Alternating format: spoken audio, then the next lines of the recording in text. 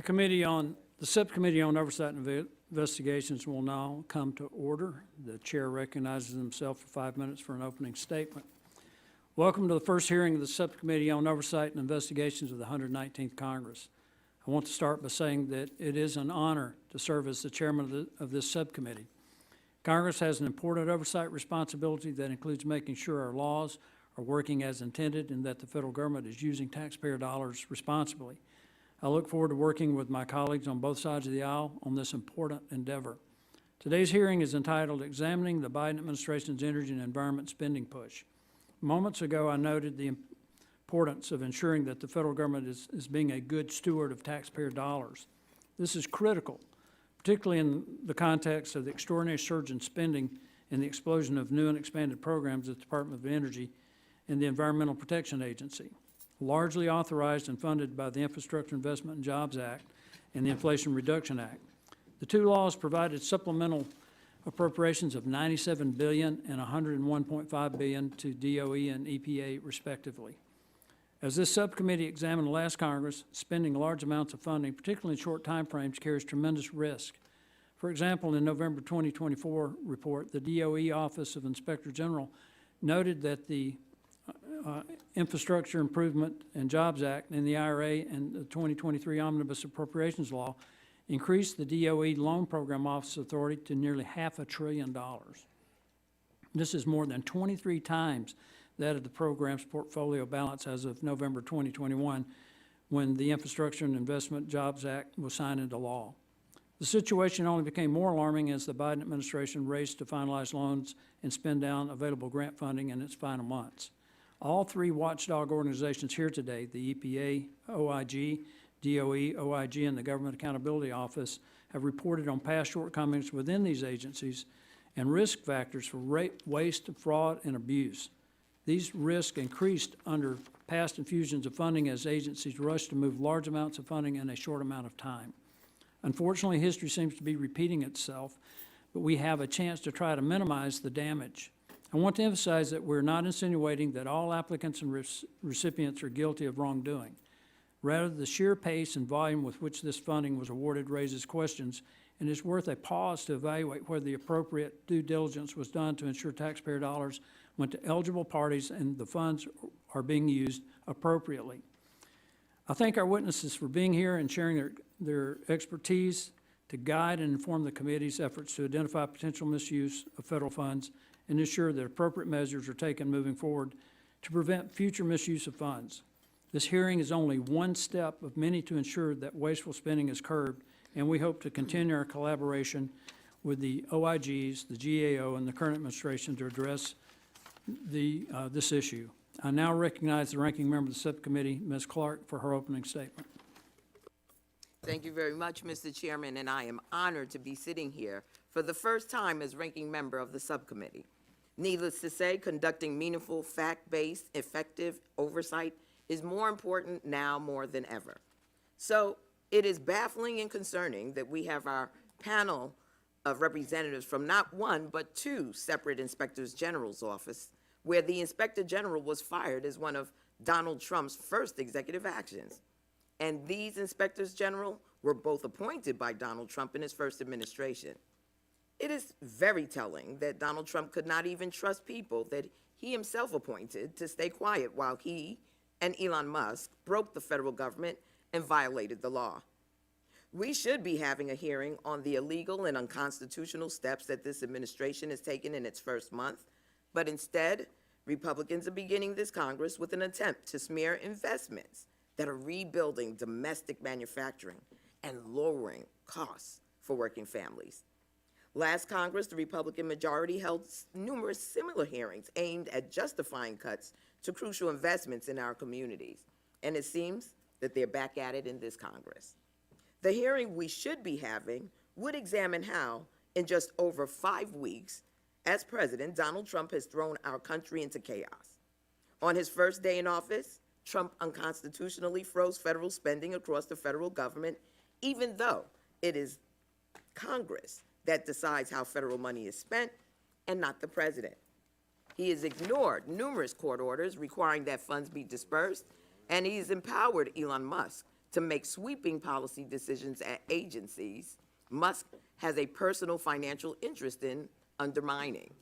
He has also allowed hardworking career civil servants and their families to be arbitrarily swept aside under the guise of efficiency, when we all know that there's nothing efficient about removing decades of hard-earned expertise and hollowing out agencies that protect our health and well-being. We are already seeing the effects of this lawlessness. For example, one school district in Missouri that expected to have students riding to school on new American-made electric buses is still waiting for their buses because of Trump's funding freeze. That school planned to save millions of dollars by switching to electric buses. Instead, they now face higher costs and uncertainty about whether they will ever even receive the buses they ordered. In West Virginia, a 5-person nonprofit that had its award frozen was forced to lay off staff that transport seniors to life-saving dialysis appointments. Across the state line of Virginia, the funding freeze forced community health centers to close, taking health care away from entire communities. Before the ink was even dry on Trump's funding freeze, hundreds of residents in Huntsville, Alabama, saw their energy bills jump by $100 despite promises that direct financial assistance would not be affected. Making matters worse, the Trump administration has actively spread misinformation that exacerbates the chaos and confusion his funding freeze has created. For example, after the White House was ordered by the courts to lift its funding freeze, the Trump EPA issued an internal memo, directing staff to unfreeze certain programs, but has continued withholding funds under the pretense of compliance reviews in defiance of the court. That is completely unacceptable. The investments Democrats fought for in the bipartisan infrastructure law and the Inflation Reduction Act are helping to revitalize domestic manufacturing and our reliance on critical mineral supply chains controlled by our adversaries and creating better paying jobs for American workers. Thousands of American energy and manufacturing jobs are now at risk of disappearing, and the promise of thousands of future jobs is fading. Republicans have needlessly painted themselves into a corner, promising massive cuts to programs in order to pay for tax breaks for billionaires. To accomplish that, they have to put our communities, our national security, American jobs, and a cleaner future with lower energy costs on the chopping block. We in Congress have a duty to the Constitution and to our constituents. Committee Democrats are standing up for both by demanding that the will of Congress be followed and that programs benefiting our communities be implemented. Donald Trump and Elon Musk must be accountable for the suffering they are inflicting on American workers and working families, and we cannot let them stand in the way of the better future that DOE and EPA programs are set to deliver. With that, Mr. Chairman, I yield back. Chairman now recognizes the chair of the full committee, the gentleman from Kentucky, Chairman Guthrie, for 5 minutes for an opening statement. Thank you, Chairman Palmer, for bringing us together on this important hearing, and look forward to working with this subcommittee as we work through this Congress. Last Congress, the committee and government watchdogs highlighted alarming developments as the EPA and DOE began rolling out new and expanded programs in distributing funding. One program that encapsulates a lot of our concerns with this new program is EPA's Greenhouse Gas Reduction Fund.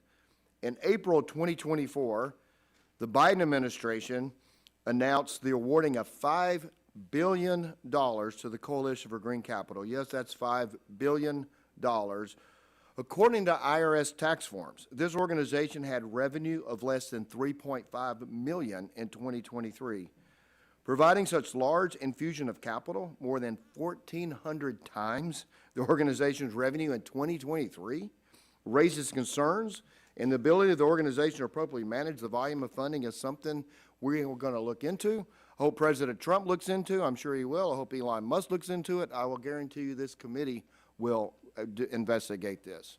This is just one example where a large amount of funding went into an organization based on the facts before us does not have a demonstrated history of managing such large amounts of money. The committee has highlighted some of the funding recipients are led by political allies of the Biden administration, raising questions over whether they were rewarded funds because they were the most deserving applicant, or if funding decisions were driven by other factors. Despite these concerns, in the final months of the Biden administration, there is a push to get money out the door as fast as possible, potentially at the expense of proper due diligence without the right safeguards in place.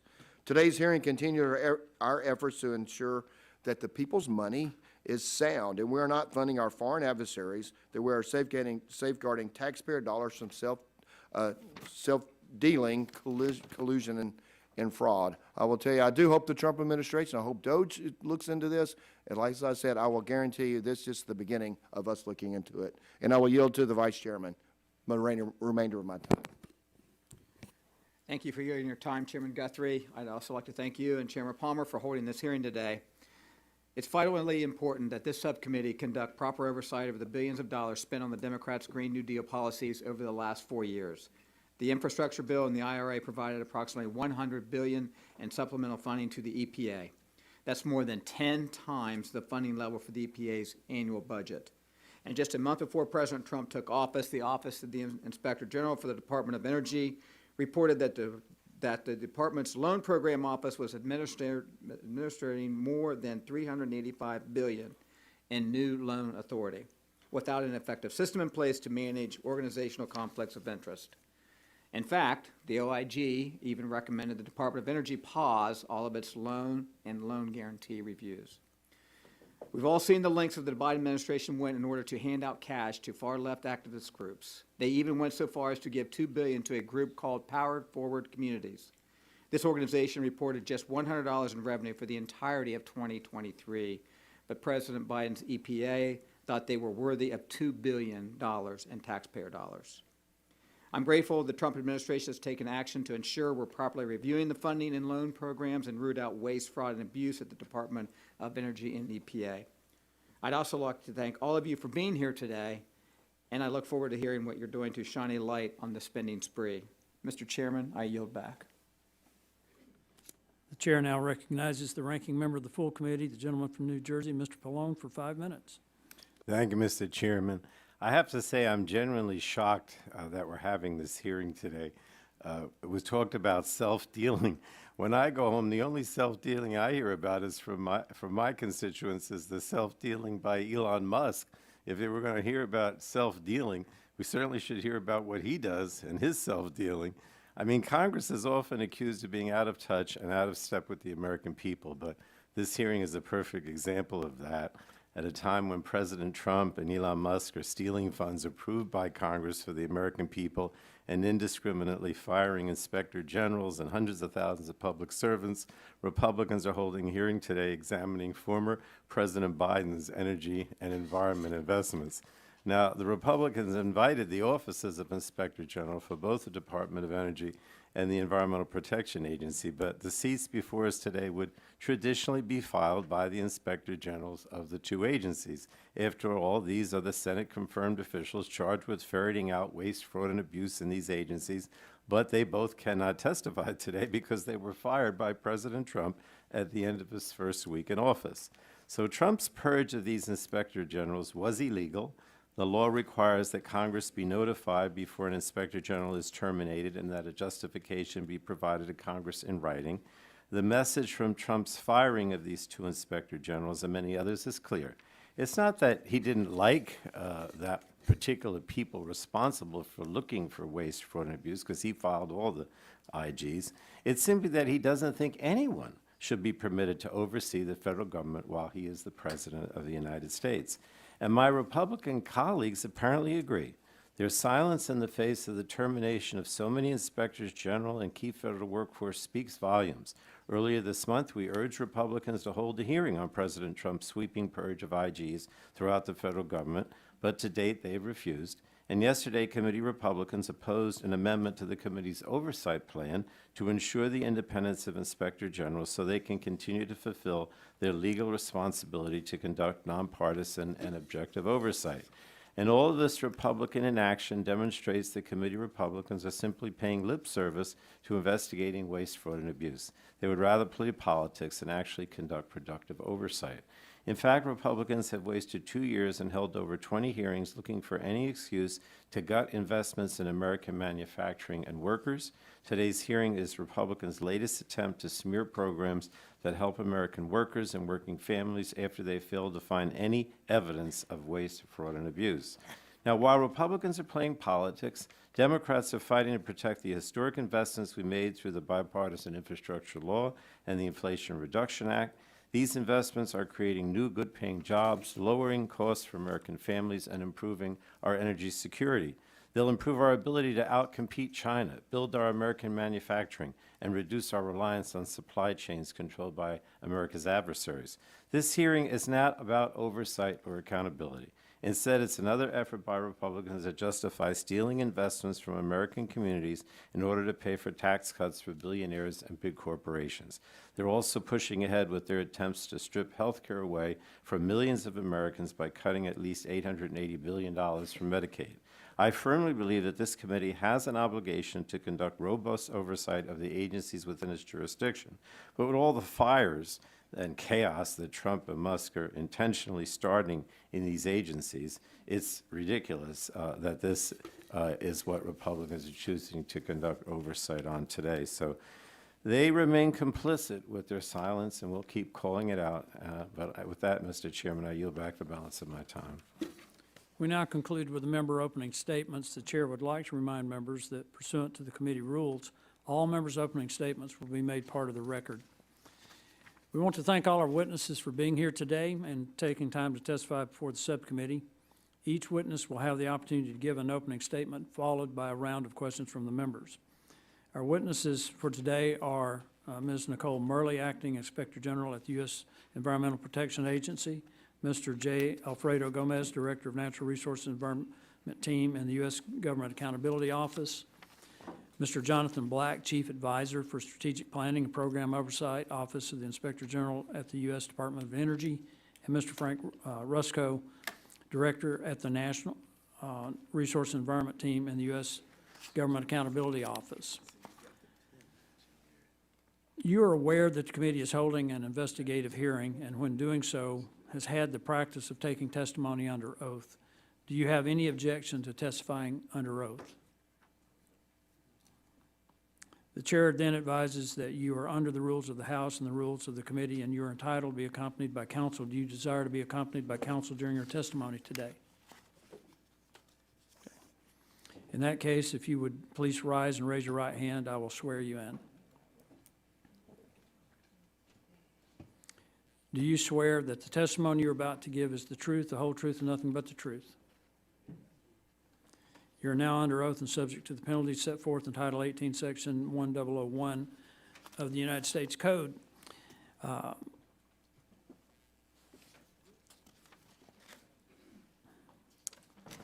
me get to the right page. With that, now we will now recognize Ms. Murley for 5 minutes to give an opening statement.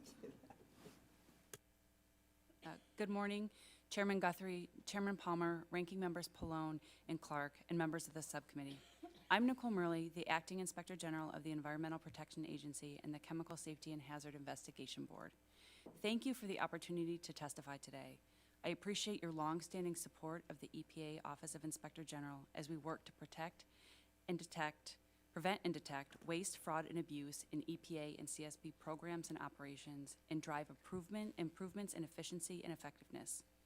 In line with that mission today, I will discuss our concerns regarding oversight of more than $40 billion the EPA received under the Inflation Reduction Act. While the EPA OIG has not received dedicated funding to oversee these programs, we have observed trends in our ongoing oversight of the EPA's Infrastructure Investment and Jobs Act operations, as well as our broader oversight work, for which we forecast risks for IRA funding. The EPA OIG has repeatedly flagged systemic issues regarding the agency's internal controls, particularly data quality and the management and oversight of federal funding recipients, such as grantees. 2 years ago, we warned that these issues could undermine the EPA's IIJA operations, and as I sit before you today, those warnings have come to pass. For example, last fall, our office found that the EPA did not take reasonable measures to verify the state-submitted data it used to allot billions of IIJA dollars to states for lead service line replacement. For 2 states alone, we identified nearly $1 billion in questioned cost and funds put to better use. In another example, we found that the EPA did not adequately monitor the deployment status and the use of over $836 million of rebates for its 2022 Clean School Bus Rebate Program. Furthermore, although the deadline for completing the projects was October 2024, as of February 2025, only 43% of the buses funded by those rebates have been delivered to schools. Reviews of these programs yielded nearly $2 billion in monetary impact. With our unique authority, our independence, and our expertise, we are confident that we could bring the same level of impact and oversight to the agency's IRA programs. And we believe the issues that we've observed in our IIJ oversight are red flags for problems that could be lurking in IRA programs, where, from an oversight perspective, these risks are magnified. The IRA created a paradigm of new funding, new recipients, new initiatives, and a more complex financial transaction stream. In addition, most IRA funds have very tight expiration dates. The agency's push to meet those statutory deadlines creates concerns regarding whether proper internal controls have been employed to vet funding recipients and project proposals and to monitor recipient use and management of those funds. The risks are heightened by the fact that, unlike the IIJA, the IRA does not include funding for EPA OIG oversight. We have already received reports of waste, fraud, and abuse related to IRA programs, as well as allegations of retaliation from whistleblowers coming forward to report these issues. While we are tapping into our core budgetary resources to investigate these complaints, without dedicated resources, we are limited in our ability to conduct a more robust oversight. I deeply appreciate the ongoing efforts of both the House and the Senate to secure dedicated resources for this crucial work. In the meantime, we will strive to provide oversight within our existing budget. Early on, we focused on prevention to help the agency consider safeguards from the outset rather than scrambling to recover mismanaged or misused money after the fact. We briefed more than 1,000 EPA employees and stakeholders on fraud prevention and mitigation strategies. We also raised questions for the agency to consider regarding due diligence reviews, monitoring of grantees and subgrantees, and screening for potential conflicts of interest. With roughly 93% of the EPA's IRA funds obligated, our focus is now detection. In addition to ongoing investigative work, we will leverage data analytics to proactively detect potential fraud. We've initiated an audit to determine whether an EPA contractor that received $147 million in IRA and IIJA-funded contracts has complied with federal and contract requirements. And our team is prioritizing additional IRA oversight work focused on grantee and subrecipient capacity and the EPA's vetting process for awards. The examples I've shared today are a cautionary tale of systemic issues reaching across EPA programs that we have noted for years. With a vital mission to protect human health and the environment and more than $1 billion taxpayer dollars at stake, it's essential to learn from the past. We are confident that with the continued support of Congress and the Administrator's commitment to tackling waste, fraud, and abuse, we can help the EPA make meaningful improvements. Thank you, and I look forward to answering your questions today. Chair recognizes Mr. Gomez for his opening statement, for his testimony. Chairman Palmer, Chairman Guthrie, Ranking Member Clark, Ranking Member Pallone, and members of the subcommittee, good morning. Thank you for the opportunity to discuss our work on how the EPA is using over $100 billion provided by the Infrastructure Investment and Jobs Act and the Inflation Reduction Act. The IIJA included over $60 billion for EPA. We have been focused on the $50 billion that went to water infrastructure and other investments. The IRA included about $41.5 billion in funding for greenhouse gas reduction and other programs. This new funding is a significant increase for EPA's average annual budget of about $8.8 billion per year. My statement today is based on several issued reports and on observations from our ongoing work on how EPA is using and overseeing the IRA funds. Specifically, my statement discusses the status of EPA's IIJA water-related funds and the IRA funds. The IIJA provided EPA with over $43 billion for state revolving funds and an additional $7 billion for other water-related investment. This funding is being allocated to the states using formulas that are set in law, and this is the same process that EPA uses to award baseline funds for the Clean Water and Drinking Water State Revolving Fund programs. Through these programs, states can make loans for wastewater and drinking water infrastructure projects.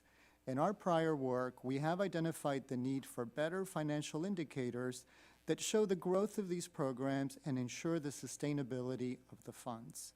Last year, we also recommended that Congress consider revising the formula for the Clean Water State Revolving Fund program. The formula has not been significantly updated since 1987, when it was first put into place. A revised formula would better align with the program's goals, and a panel of experts we convened recommended a formula that is based on states' clean water needs, as well as population and poverty would be better. Now, switching gears, the IRA provided EPA with about $41.5 billion for grants and other investments to reduce greenhouse gas emissions and enhance climate resilience. Our analysis of provisional EPA data shows that the agency obligated nearly all of the funds, and about half was expended. The IRA directed EPA to establish several new grant programs and support other efforts. The largest amount was the $27 billion for the Greenhouse Gas Reduction Fund. To implement the fund, EPA created a new program office and established 3 sub-programs. The first sub-program is a $14 billion National Clean Investment Fund, awarded these grants to 3 recipients to establish financial institutions that provide financing for low and zero emissions technology projects. Now, the second sub-program is the $6 billion Clean Communities Investor Accelerator, which awarded grants to 5 recipients, provided funding and technical assistance to community lenders in low-income and disadvantaged communities for financing low-emission projects. EPA officials stated that nearly all of the $20 billion for these 2 sub-programs has been obligated and expended by depositing the funds with a commercial bank. This bank is acting as EPA's financial agent and is to provide commercial banking and financial services for the awardees. While financial agents have been used in other parts of the federal government, this differs from EPA's customary funding model. EPA also determined that it would need 74 full-time equivalents to oversee the new program, and at this juncture, it has 38 total staff that oversee the grantees. EPA also has 20 grant specialists that help support this and other programs. Now, similar to other grants, the agency's oversight of these grant recipients includes several reporting requirements, for example, reporting progress on outputs and outcomes. In summary, we have reported that there are risks involved with major new programs, especially when funding is awarded on a compressed schedule. At this point, EPA has stood up programs and issued awards, and now their emphasis turns to monitoring and overseeing those awards. Monitoring existing awards may require different skills and expertise than evaluating award applications. Our ongoing work will assess EPA's process for making spending decisions and its oversight of these monies. Chairman Palmer, Ranking Member Clark, and members of the subcommittee, this completes my statement. I'd be happy to answer questions. Chair recognizes Mr. Black for his testimony. Okay, I think I've got a red light. Chairman Palmer, Vice Chairman Balderson, Ranking Member Clark, and members of the subcommittee. My name is Jonathan Black. I currently serve as the Chief Advisor to the Inspector General of the Department of Energy's Office of Inspector General. My portfolio of work involves oversight over the Infrastructure Investment and Jobs Act and the Inflation Reduction Act and the various programs that the Department of Energy has stood up for those acts. Thank you for inviting me to testify today on the oversight work that the Department of Energy's Office of Inspector General is performing regarding the department's Loan Programs Office. In July 2022, the OIG warned in a special report about the risks for potential conflicts of interest and undue influence in the LPO. Also, we raised concerns with fast-moving funds before this very subcommittee in March of 2023. By my accounting, the Infrastructure Investment and Jobs Act, the Inflation Reduction Act, and the 2023 Consolidated Appropriations Act authorized an estimated $385 billion of expanded loan authority in the LPO. I appear before you today to report that the OIG now observes potential problems regarding 1, conflicts of interest, 2, accelerated loan closures, and 3, concerns identified in our loan file reviews. 1. The OIG reported that the LPO has not implemented controls sufficient to properly manage organizational conflicts of interest. This poses a significant risk for fraud, waste, and abuse. The LPO contracts with more than 300 personnel to assist with loan due diligence with expertise in legal, engineering and technical, market analysis, and finance and credit. Also, prospective borrowers provide the LPO with third-party expert reports covering the same subject areas. In the OIG's December 2024 report, we found that the LPO does not ensure that contracting officers identify and evaluate potential conflicts of interest for the third-party experts. Proper management of conflicts of interest requires identifying all parties involved in the process on both sides of the transactions. Federal stewards have an affirmative obligation to do so, but this was not done. Also, the LPO did not ensure that the contracting officers adequately track conflict of interest disclosures and waiver requests and did not share and cross-check that information with appropriate parties across multiple divisions of the LPO. Accordingly, the LPO appears to have functionally abandoned any responsibility for neutralizing or mitigating conflicts of interest. Additionally, LPO's support service contractor was unable to show the OIG records to indicate that it had provided training to its due diligence experts as to what constitutes a conflict of interest, what disclosures, what mitigation steps, and what other measures may be needed. How can these outside experts know what constitutes a conflict of interest if they were not even trained on these requirements? To their credit, the current department leadership acknowledges the risks associated with these issues that we have identified and has paused all new loan closures and has developed and begun to implement corrective action plans to address the weaknesses identified in our December 2024 report. 2, fast-moving funds. Between November 2024 and the first 3 weeks of January 2025, the department has accelerated the approval of its loans, as shown in my written statement. To be clear, during December and January, LPO completed $46 billion of new loans. The increase in pace underscores our concerns about whether it is possible to conduct robust due diligence to protect the tax dollars under such time pressures. 3, the OIG has hired outside experts to help us review 2 recently completed loan agreements. For both of these projects, LPO had hired its own outside experts to identify and articulate serious red flags that they identified before the loans were closed, including multiple major risks that call into question the project's financial and performance viability.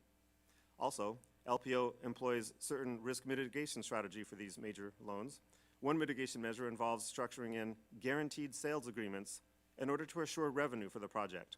Other mitigation measures involve structuring in construction contract terms and commitments that are written in a way to help minimize the risk for cost overruns. For the 2 projects we examined, LPO's own expert advisors duly identified and called out the loan applicant's mitigation measures as being insufficient that may pose risks to the viability of the financial side of the project, and these often covered only 25% or less of the needed revenue protection or cost control. Further, the mitigation measures were largely arranged with related parties, oftentimes relying upon shaky financial positions. In looking through the Credit Review Board meeting minutes, they indicate a willingness to approve loans despite these risks. Also, we observed that the LPO did not update some of their data and analysis for evolving market conditions and changes in the political landscape that may inform the long-term prospects for repayment of these loans. In closing, I would like to recognize the bipartisan efforts of this subcommittee to provide oversight for the department's loan program office. Thank you for your continued support for the independent oversight that the OIG does to advance transparency and to prevent and detect fraud, waste, and abuse. I appreciate the opportunity to testify, and I look forward to your questions. Chair now recognizes Mr. Rusco for his testimony. Thank you, Chairman Palmer, Ranking Member Clark, and members of the subcommittee. Thank you for the opportunity to speak about our work on DOE's IRA and IIJA spending. My testimony today focuses on 2 DOE offices that each received a lot of money from the IIJA and IRA. DOE's Office of Clean Energy Demonstration, or OCED, was created in 2021 and manages demonstration projects in 8 different areas, including hydrogen hubs, carbon capture and sequestration, and advanced nuclear projects. The money funding these projects came from the IIJA, about $22 billion, and the IRA, about $5 billion. Through September 2024, OSED had awarded almost $19 billion. Most of this went to 4 areas, including $10 billion for industrial decarbonization and carbon capture projects, $8 billion for regional hydrogen hubs, and $1 billion for advanced nuclear projects. Since October 2024, OSED approved another $6.6 billion, mostly to hydrogen hubs and industrial decarbonization processes. Only a small amount of the committed money has actually gone out the door, and the remainder will depend on projects meeting milestones, including passing independent cost reviews. The private sector companies receiving these awards have a lot at stake in ensuring their success because OSED money is matched by private sector partners. When we audited OSED in 2023 and 2024, we found that the office had adhered to a number of recommendations we had made regarding past DOE carbon capture and advanced nuclear demonstration projects. OSED also brought in a large number of new employees and contractors from the private sector to build the expertise to evaluate applications for awards. However, we also found that OSED could improve its procedures by better defining its goals and developing metrics to measure progress, and by developing a strategic workforce plan to ensure it maintains the right number of employees with the right skills going forward. DOE's Loan Programs Office, or LPO, oversees loans and loan guarantees across 5 different programs, including auto manufacturing, nuclear power, biofuels, and renewable power. LPO first issued a loan in 2009 using money from the Recovery Act. More recently, LPO received about $370 billion in loan-making authority, most of it from the IRA. $290 billion of that authority expires in 2026, and another $60 billion expires in 2028. In total, to this date, LPO has made loans or loan guarantees equal to about $67.5 billion. Of that amount, $24.4 billion was awarded in the last quarter of 2024, and about $25 billion was awarded in January 2025 alone. We will be conducting future work looking at the LPO's overall processes, but I can say today that my biggest concern for the LPO is a rapid and increasing pace of loans that were issued in the last 4 months. As we have testified before to this committee, we get concerned when agencies have a lot of money to spend and a short amount of time to spend it. We will continue to monitor both OSED and LPO going forward. It is important to note that for both OSED and LPO awards, the money typically goes out in tranches as projects successfully pass milestones and meet financial viability conditions set in the terms of awards. To make sure future money is spent wisely, it is essential that both programs have staff with the right skills to evaluate the milestones and financial viability of projects that have already received awards. Often this will require contracting out for expertise that the agencies do not possess in the right quantities to handle all the work. In recent weeks, both offices have lost staff and the services of contractors as a result of resignations, dismissals, and spending freezes. As we perform our ongoing oversight, we will be evaluating how the offices respond to these and other changes to ensure that further money to awardees is spent wisely. Thank you. I'll be happy to answer any questions the subcommittee has. Thank you for your testimony, and we will now move into the question and answer portion of the hearing. For that, the chair recognizes the vice chairman of the committee, the gentleman from Ohio, Mr. Balderson, for 5 minutes. Thank you, Mr. Chairman. Thank you all for being here today. It's clear that the Biden administration was trying to get as much money out the door as possible before President Trump's inauguration. For example, a senior Biden administrator official was quoted saying in early December 2024 that the administration was on track to exceed its goal of obligating over 80% of available IRA grant funding by the end of Biden's term. Moreover, former Secretary Jennifer Granholm was quoted in October 2024 as saying that she is racing to commit funding and get contracts signed. Many of us are also familiar with the video in which a special advisor for implementation within the Biden administration's EPA was caught on camera saying that It's truly like we're on the Titanic. We're throwing gold bars off the edge. The special advisor also said that they were trying to get this money out as fast as possible before they come in and stop it all. It is clear from the video that the individual was referring to the Trump administration. Given these comments, I want to focus my questions on how the desire to push money out quickly extended to DOE's Loan Programs Office. My questions will be directed to you, Mr. Black. Your testimony notes that between November 2024 and January 2025, the department appears to have accelerated its processing and approving of loan guarantees that were under review. Specifically, as you stated, that between December 2024 and January 2025, the DOE Loan Programs Office completed loans worth more than $46 billion.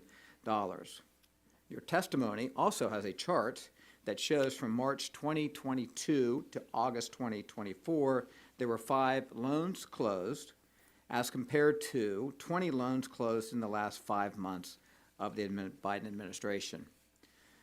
Your testimony notes that the increase in pace underscores concerns about whether it's possible to conduct robust due diligence to protect taxpayer dollars under such time pressures. Can you elaborate on that statement? Certainly. Yes, the numbers of loans closed, as represented in the written statement, do indeed indicate that there was a accelerated attempt to close those deals that were under review by the LPO. The limited work that the Office of Inspector General did on the 2 file reviews that we went to so far in depth seemed to indicate that there was a tolerance that the LPO leadership had for accepting risk that may not be fully protective of the taxpayer interests. Thank you.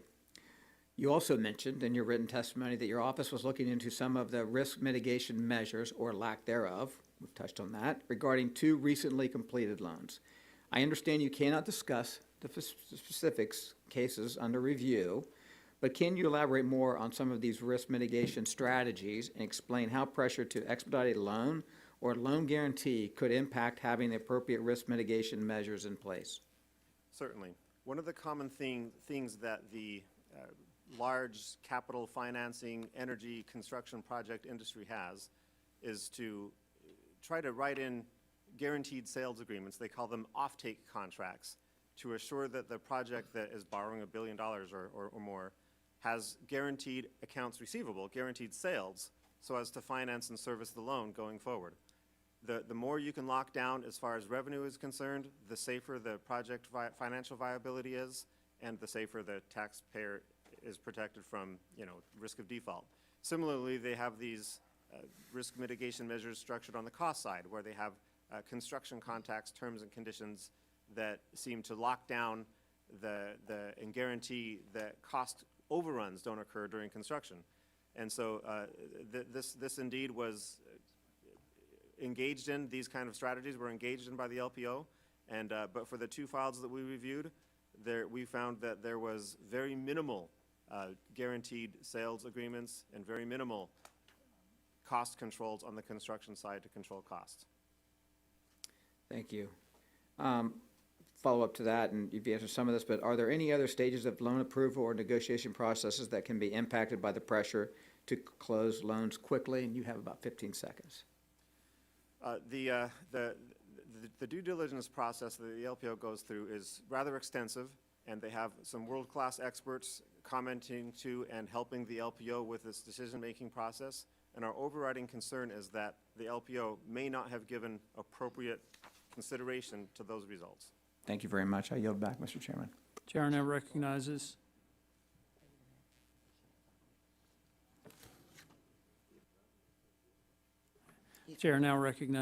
the distinguished ranking member from New York, Ms. Clark, for 5 minutes for her questions. Thank you very much, Chairman, and I thank our panel of experts for appearing here today. In calling this hearing to criticize EPA and DOE programs, Republicans are ignoring the extreme actions that this administration has already taken to sabotage these programs and prevent President Trump from being held accountable. We should be hearing from the Senate-confirmed Inspector General for DOE and EPA, but we are not, because last month, Donald Trump fired them. In the middle of the night and after less than a week in office, Trump fired at least 19 Inspector Generals without providing any notice or justification to Congress as the law requires.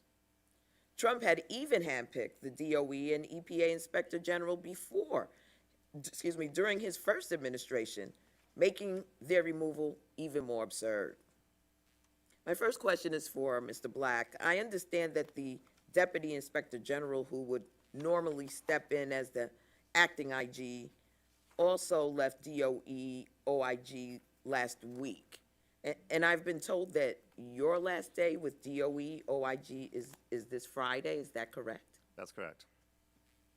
I've also learned that 39 DOE OIG staff chose to take this deferred resignation program that was pressed on them.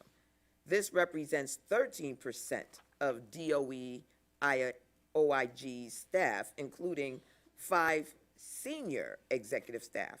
Is that also correct? Yes, your numbers are accurate. Thank you. Ms. Murley, obviously, the former Inspector General, Sean O'Donnell, was unceremoniously fired by Donald Trump. But has your office also experienced departures of personnel and hiring challenges recently?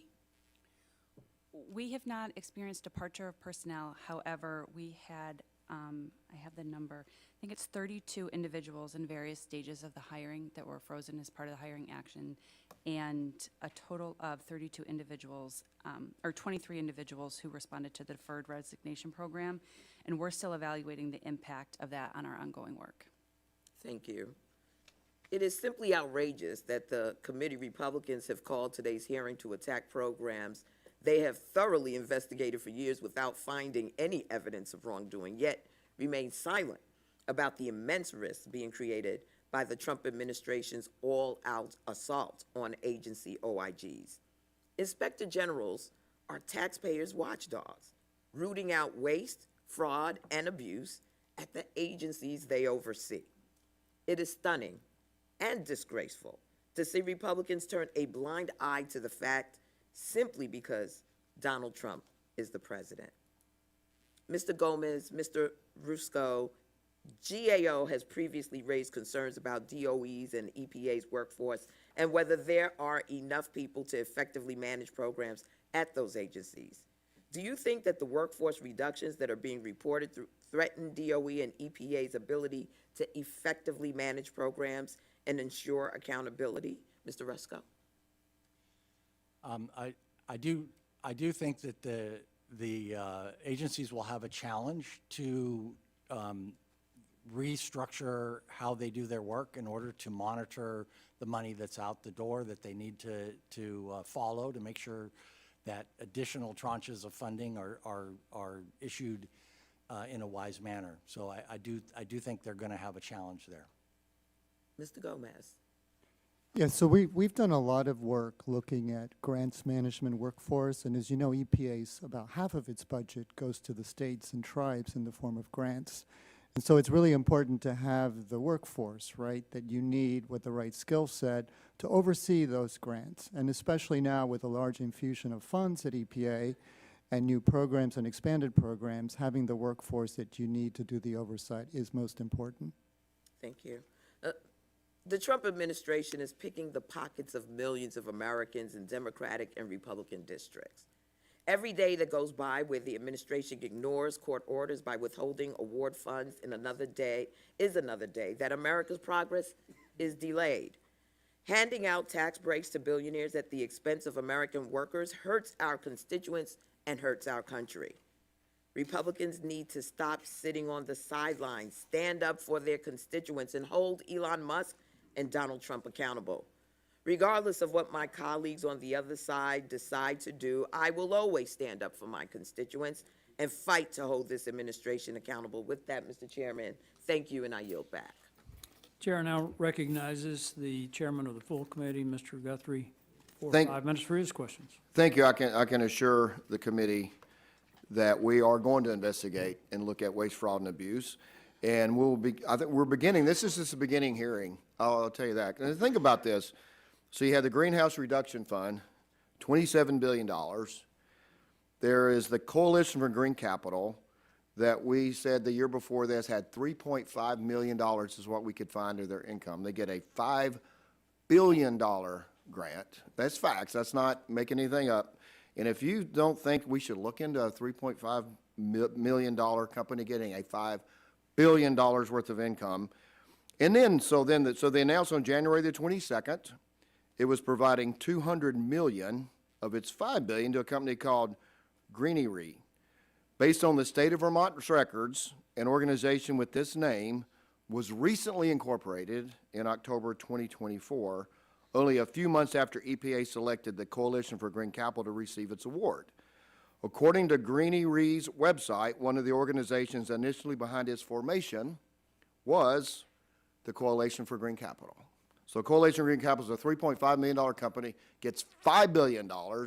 Greenie Re is incorporated in October of 2024, and they have on the website that one of their, initially behind their, is the Coalition for Green Capital is behind their organization.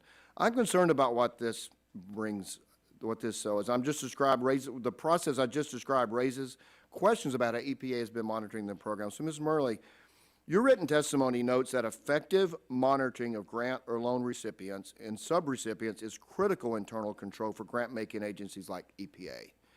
Based on examples like the one I just provided, your knowledge of recipient and subrecipient relationships and EPA's grant management practice, what are EPA's OIG's concerns with recipients' ability to monitor subrecipients, particularly when the subrecipients have a relationship with the recipient? So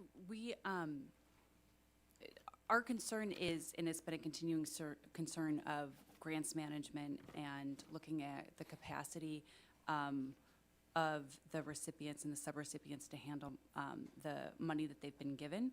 And I think what you're talking about is due diligence and conflicts of interest in grants or other programs, which is certainly something that we are interested in looking into. I'm not sure I understand the question about the subrecipients. Well, the subrecipients, if it is a creature of the recipient, and the subrecipient, you have concerns with that?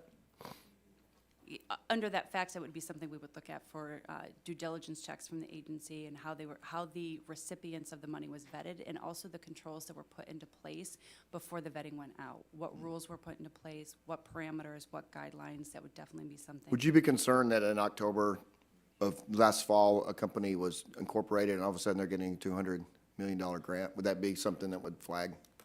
If that was the evidence that was presented, that would be a concern. There would be a risk. So let me go to Mr. Gomez. Relatedly, I'm also concerned about the oversight conducted of recipients and subrecipients to ensure they're meeting performance goals. Your written statement noted that EPA officials said they had not yet developed program-level performance goals and measures for the three sub-programs of the Greenhouse Gas Reduction Fund, and they need 1 to 2 years before doing so. With no program level, so in your experience, evaluating grant and other financial assistance programs, is it typical for a program to not have performance goals or measures for years? No, it's not typical. I mean, generally with new programs, they're trying to figure out, first of all, what they're going to accomplish, what the goals are for it.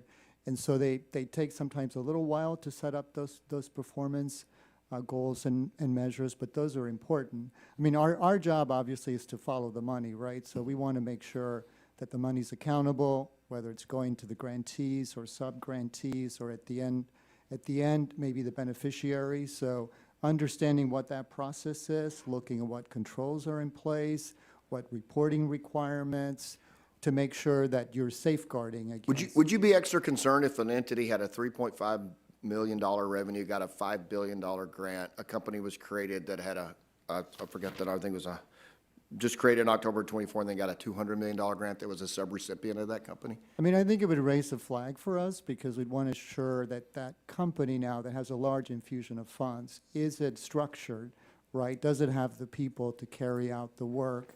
And is it going to be able to carry out the terms and conditions, for example, of that grant or that award? So those would be things that we would be looking at in our reviews, right? Appreciate it. We are going to be, and my time's expired, but we will be looking at it, so thank you for that. Yield back. Thanks, gentlemen. The chair now recognizes the ranking member of the full committee, Mr. Pallone, for 5 minutes for his questions. Thank you, Chairman. In less than 2 months, we've watched Elon Musk and President Trump brazenly try to circumvent any check on executive power and eliminate independent oversight, and congressional Republicans have been silent. At the Department of Energy, as many as 2,000 career staff were suddenly fired without warning, including staff responsible for our nuclear stockpile and others from offices that were responsible for managing loan and grant programs. And the same scene played out at EPA with hundreds of staff suddenly fired or put on leave, including career staff with decades of experience monitoring EPA programs. And then over the weekend, federal workers received the latest in a series of abusive mass emails from Elon Musk, this one directing recipients to respond with a list of what they did last week by Monday at midnight, otherwise they'd be terminated. And that, of course, sparked further confusion. I ask unanimous consent, Mr. Chairman, to enter an article from the Washington Post about this latest Musk email. If I could, I'll give you a copy of it. Without objection, so ordered. Thank you. So I want to ask each of the witnesses a simple question. Could the broad and sudden termination of so many career officials risk impairing EPA or DOE's ability to effectively oversee awards and loans? Ms. Murley? The grants capacity of the agency to oversee its grants and management, we actually have a report that will be coming out talking about the agency's capacity to manage its grants, and so yes, that would be a concern. Thank you. And Mr. Black, let me, I know it's your last week, and so I want to thank you for your service. But if I could ask you that same question, you want me to repeat it, or you? No, I understand the question.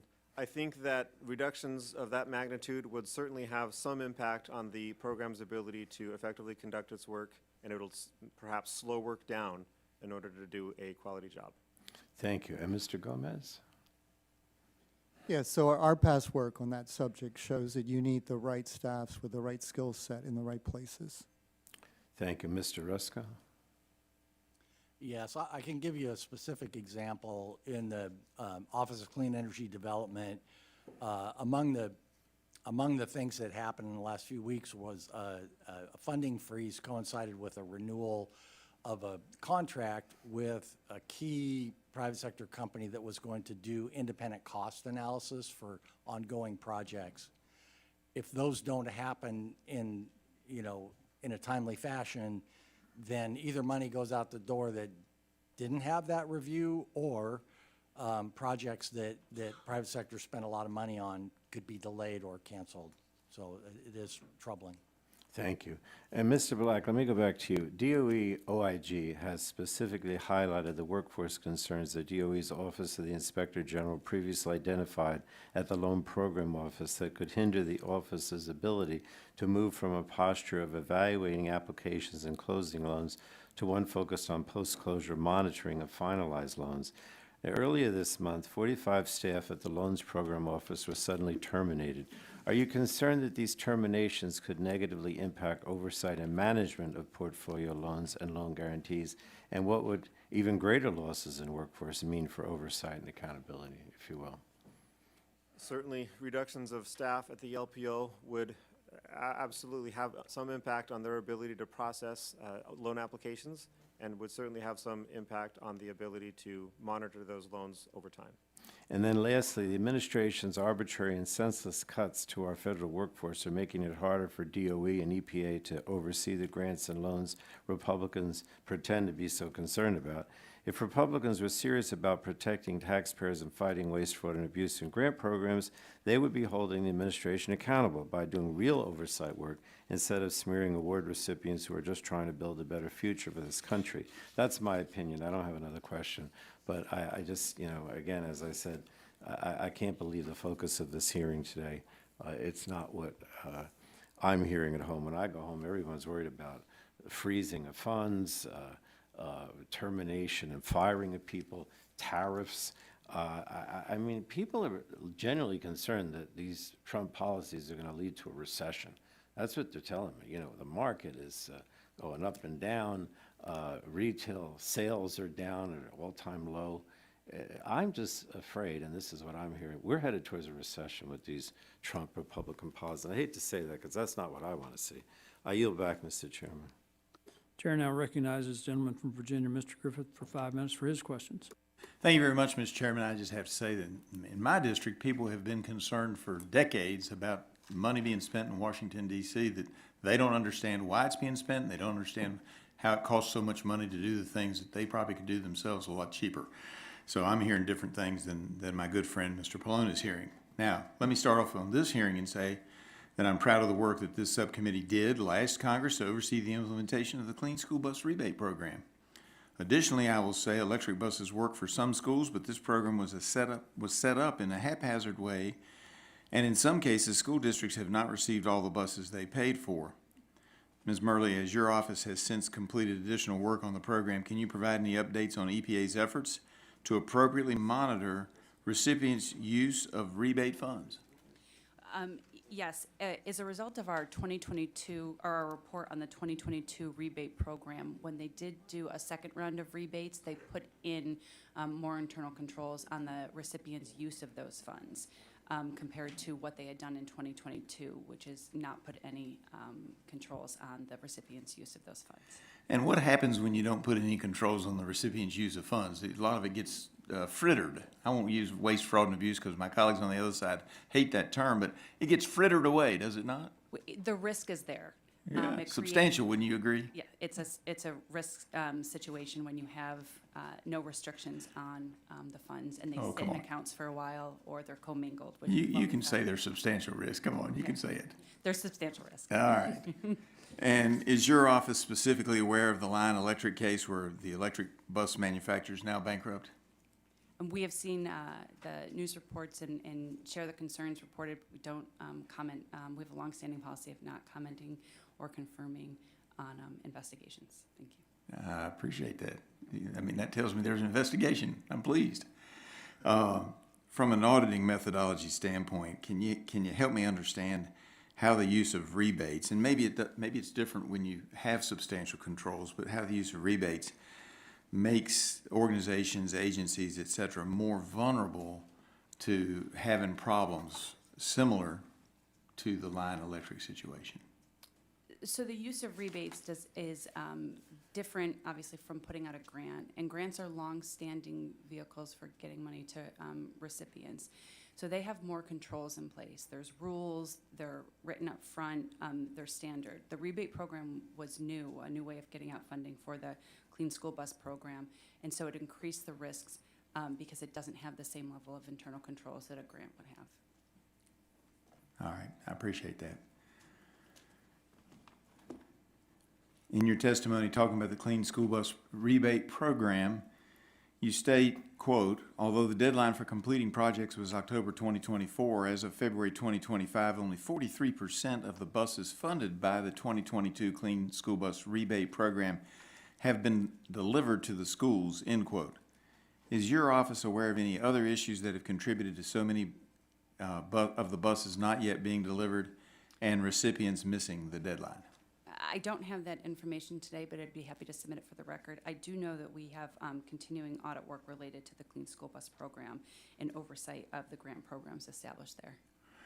Now, I know you can't talk about ongoing investigations, but do you have any idea or any information you can share? And I'll open it up if somebody else has information to share on what happens to the school systems that were using Lion Electric. Fortunately, none of those are in my district, but that were using the Lion Electric because now they can't get serviced, can't get parts, and they basically have useless hulls, as I understand it from media reports. Do you have any additional information? I do not.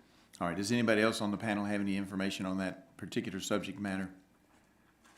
All right, well, this is why we have these hearings, so we can identify problems, and we'll probably come back and ask additional questions at a later date. At this moment, Mr. Chairman, I yield back.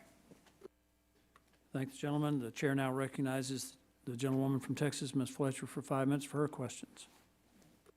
Well, thank you so much, Chairman Palmer. I'm glad to work with you and everyone here on this important subcommittee in this Congress. And I think the testimony this morning has been useful and important, and certainly we are addressing things of great concern to all of us. I think all of us are concerned about ensuring that our government functions efficiently, effectively, and ethically. And that's why we appreciate the work that the Office of Inspectors General do in each of our agencies and departments, and the work that you do to ensure that efficiency from the Government Accountability Office as well. Certainly, I want to associate myself with the comments of our chairwoman, and of our ranking member on my side of the aisle, and with our ranking member of the full committee, Mr. Pallone, about the concerns that I'm hearing at home in my district from my constituents about recent actions that have not demonstrated either efficiency or effectiveness or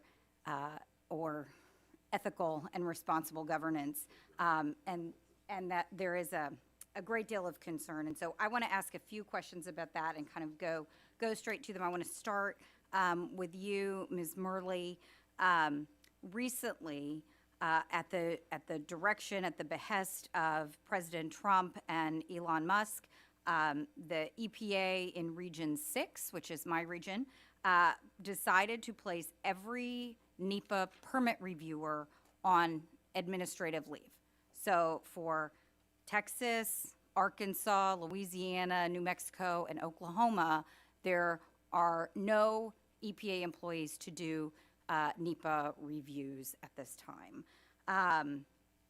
As I think everyone knows, this is a hub for energy and infrastructure projects in this office with those states and 66 tribal nations. Do you expect that this will impact EPA's ability to carry out its statutory responsibilities under NEPA if we have no people who can review NEPA permit applications, perform NEPA reviews? I think that's a question better directed to the agency, but I will say that we have concerns about the workforce planning and the amount of people available to do the work of the agency. Thank you for that. I think that ties into something, Mr. Gomez, that you talked about in your testimony, in your written testimony. You talk about several GAO recommendations to address workforce challenges at EPA, specifically in EPA grants management, and they included persistent staffing level declines and burnout that was causing high turnover. And so I think that sounds consistent with what I'm hearing from Ms. Murley about staffing concerns at EPA. Would you agree with me that arbitrary firings will negatively impact EPA's ability to implement those GAO recommendations? I mean, I think we would look at, where those firings are taking place and what the roles of those people are and whether they are sort of in the front line of implementing recommendations. So, if it's across the board, then it's having impacts in various programs. So, and so yes, if it's in those areas where people need to take action, then that we may need to be, or we may be waiting for folks to take that action. Well, and I guess maybe more broadly, my question would be, certainly you would agree with me if you were concerned about employee retention, employee morale, that arbitrary firings, threats to employees, abusive treatment of employees are problematic for employee retention and carrying out the efficient administration of the agency's responsibilities. I would agree, yes. Okay. And I want to talk about one other thing with the time I have left. Mr. Black, you spent a lot of time in your testimony talking about conflicts of interest, and I think it's really important that you raise that. And I'm going to ask you for the record to explain generally kind of why conflicts of interest are problematic and of concern to you. But for our purposes here, would you agree with me that federal conflicts of interest statutes and financial disclosure requirements are important? Yes, absolutely. And federal officers are prohibited from participating in government matters that affect their financial interests, correct? That is my understanding, yes. And senior federal officers are also required to publicly disclose their assets, liabilities, income, other financial information so that the public can know whether they're complying with those conflict of interest rules. That's correct. Okay, and so I'm out of time here, and I'll just say that certainly my constituents are deeply concerned about the kinds of things that we are seeing and the conflicts of interest that are emerging and quite clear in the Department of Government Efficiency. Gentlewoman's So time with has that, I will expired. yield back. Thank you. Chair recognizes the gentleman from Texas, Mr. Weber, for 5 minutes for his questions. Thank you, Mr. Chairman. Texas is leading the way to unleash American energy by accelerating the deployment of new nuclear energy. X-Energy, one of the Department of Energy's Advanced Reactor Demonstration Programs, ARDP awardees, which was created by the Trump administration, has partnered with Dow Chemical to supply heat and electricity for their facility on the Texas Gulf Coast just south of my district. Wasteful spending at the Department of Energy could go towards innovative American nuclear projects like this one that actually give taxpayers a return on their investment. Mr. Black, I'm coming to you. How will the administration's Department of Energy support programs like the ADRP to ensure that they're successful in advancing the next wave of nuclear energy? I know you're leaving, but Yeah, unfortunately, I didn't come prepared to talk about the Advanced Nuclear Energy Program. Rather, my statement was prepared for the Loan Programs Office. okay. So I don't have any particular details to share with you about anything about the advanced nuclear. Ms. Murley, do you have any details on that? I do not. Gomez, Mr. Gomez? I would defer to our Director on Energy, Frank. Frank, you're up. Thank you. Well, Congress does appropriate money to the Office of Nuclear Energy, and also there is some money in the Office of Clean Energy Development for nuclear projects. So I guess, yes, it would be incumbent on Congress to appropriate money specifically to support new nuclear technologies, and I think that's would be well warranted. Taxpayers are helping fund these innovative projects, but it is unfortunate that with the Biden, DOE, and EPA, one hand has not, apparently, the left hand has not been talking to the right hand. I guess that's an appropriate political term, is it not?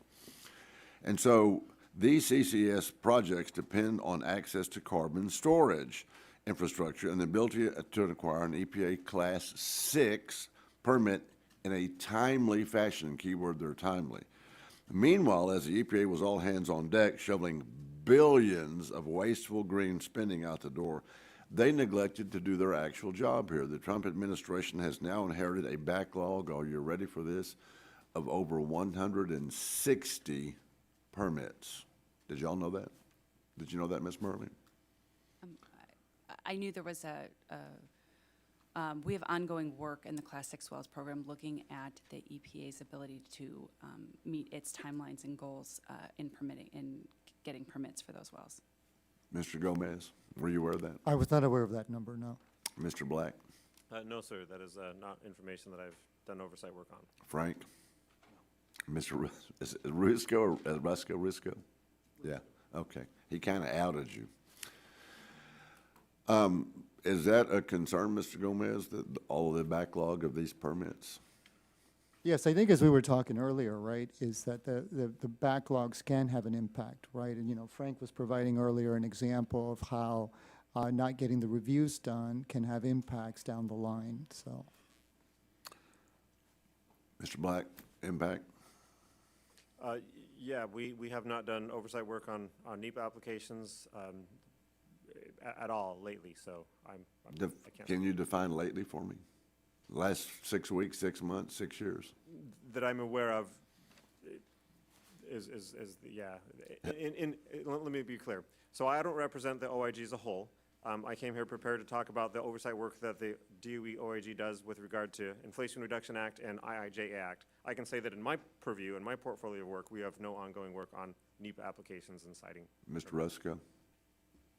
We don't have ongoing work in that. We have recognized for years and years that permitting is a huge challenge, and so being able to do NEPA analysis in a timely fashion is important. I'm going to come back to you, Mr. Black, and see, do you agree that the efficient review, if this was in your purview, do you agree that the efficient review of Class 6 permits is critical for getting carbon management projects like those funded by DO off the ground, with the goal in mind that taxpayer dollars aren't being wasted? That would certainly seem to be a reasonable statement, absolutely. And could we add that to the end of that statement, the fact that we want those businesses to be successful, get up and running off the ground, as it were, and to be able to actually capture more carbon carbon and store it underground? Would that be a good goal? I personally would find no fault with that statement. I don't understand why that hasn't been a priority, Mr. Chairman. I yield back.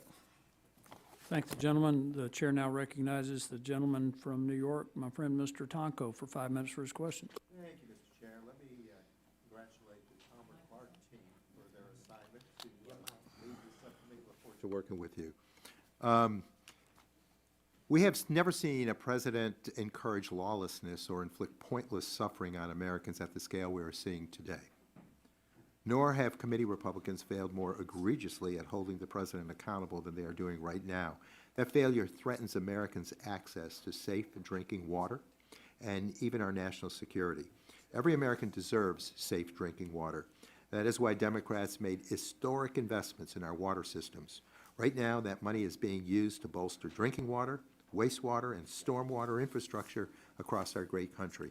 In my district, this funding is helping to replace thousands of lead pipes that pose a tremendous risk to people's drinking water. I've always enjoyed that working relationship with the Fed EPA and the state DEC.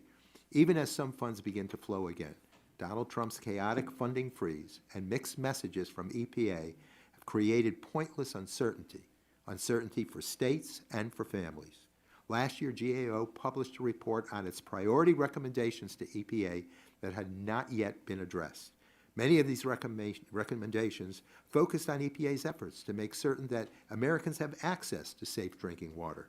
Since Donald Trump took office, there have been dozens of reports about mass terminations of federal employees on short notice, including the staff at EPA.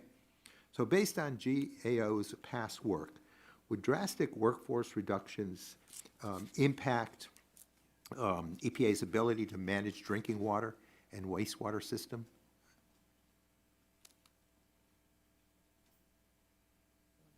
Anybody?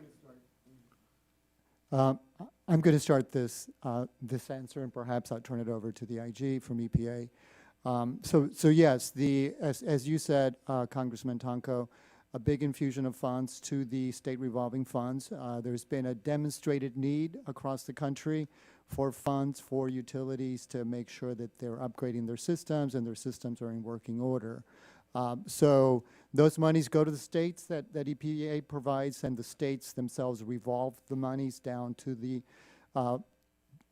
water utilities to make sure that those are working well. So yes, our work has found that it's important for those state revolving funds to be working, and that the folks that work to provide that are there.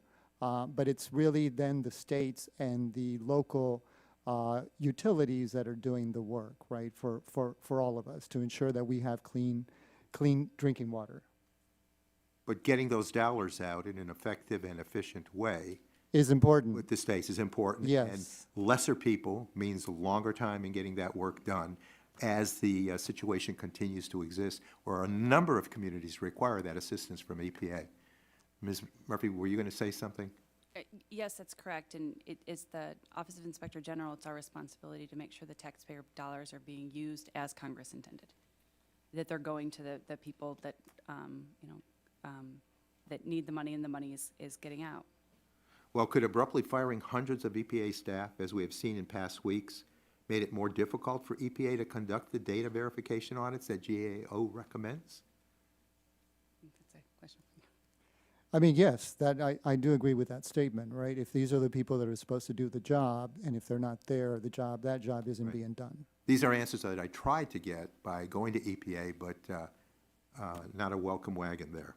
It's not just EPA or our drinking water infrastructure that is at risk with these pointless firings. 2 weeks ago, Elon Musk, empowered as he is, fired more than 300 people from the National Nuclear Security Administration.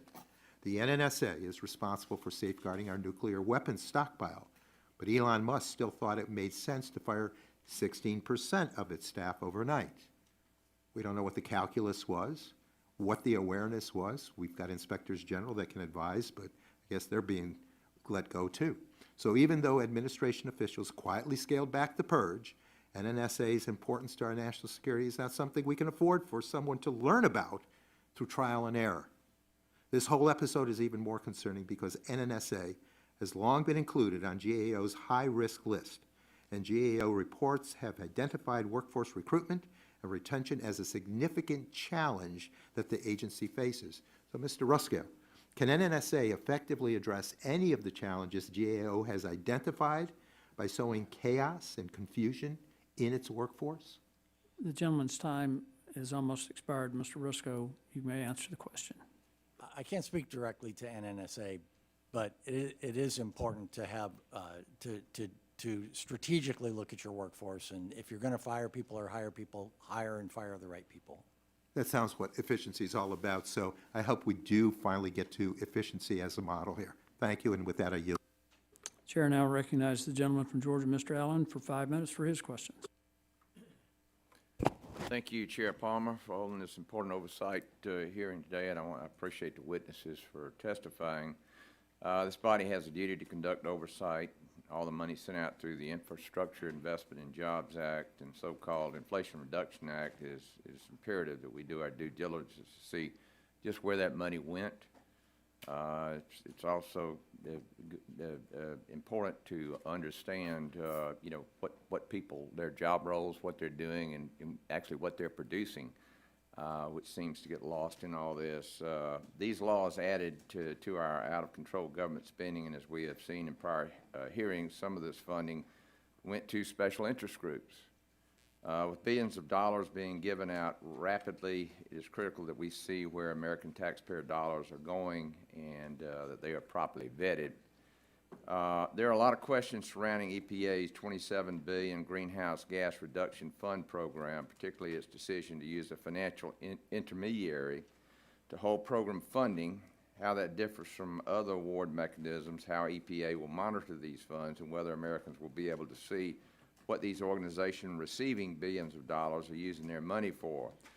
Mr. Gomez, to your knowledge, has the Government Accountability Office ever seen a structure where a financial intermediary has been used for grant making within EPA or any federal agency?